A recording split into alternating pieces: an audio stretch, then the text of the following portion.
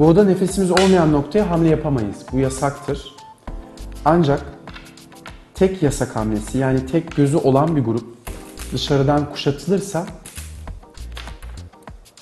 rakip taşları esir edip nefes kazanabiliyorsak, yasak hamleyi yapabildiğimiz için tek gözü olan grup esir edilebilir. Dolayısıyla yasak hamle kuralını ihlal etmediği için tek gözü olan bir grup esir edilebilir bir gruptur. Çünkü grup dışarıdan kuşatıldıktan sonra en son içeriden esir edilebilir. Ancak bu grubun iki gözü, yani iki yasak hamlesi olsaydı, dışarıdan kuşatılmış dahi olsaydı,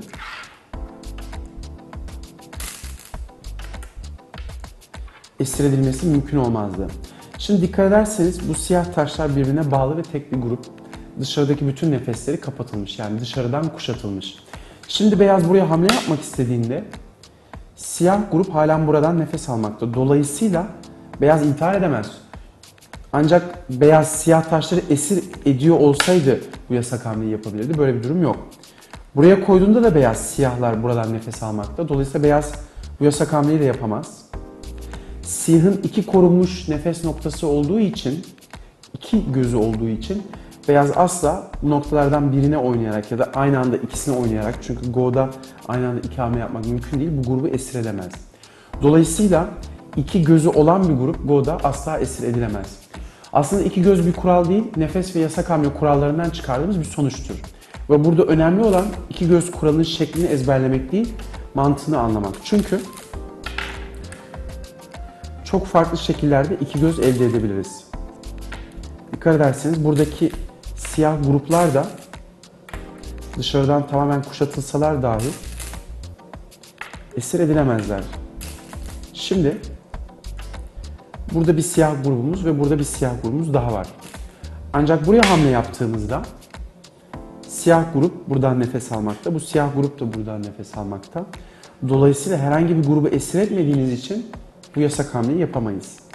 Buraya koyduğumuzda da aynı şekilde siyah grup buradan nefes almakta, siyah grup buradan nefes almakta. Bu yasak hamleyi de yapamayız. İki gözü olan grup esir edilemez.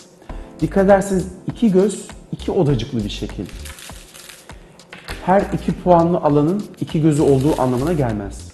Bu şekli inceleyecek olursak, bu şekil dışarıdan kuşatıldıktan sonra 2 puanlık kuşatılmış bir gözü alanı olmakla birlikte esir edilebilir. Test edelim. Beyaz buraya hamle yapabilir çünkü bir nefesi var.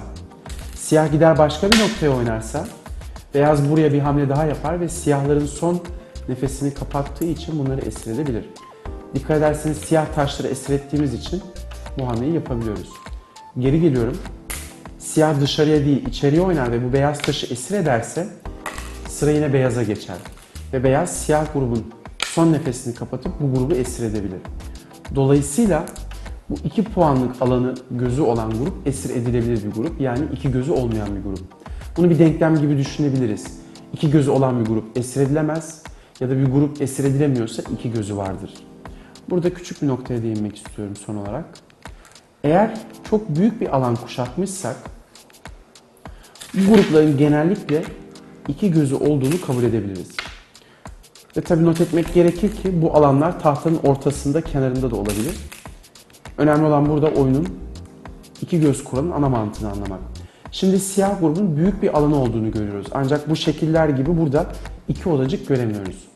Ama buna rağmen beyaz bu siyah gruba saldırsa dahi siyah içeri giren beyaz taşları kolaylıkla sıkıştırabileceği ve alanını iki göz, üç göz olacak şekilde odalara bölebileceği için büyük alanı olan grupların iki gözü olduğunu varsayabiliriz.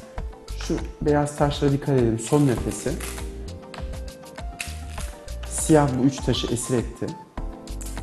Hatta belki de esir etmesine bile gerek olmayabilirdi ama her halükarda içeriye giren taşların kolaylıkla esir edilebildiğini ve siyahın kendine gözler yaratabildiğini görebiliyoruz.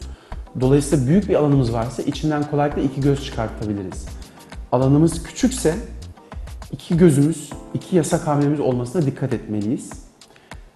Ve böylelikle Go oyununda ölümsüz gruplar oluşturabiliriz.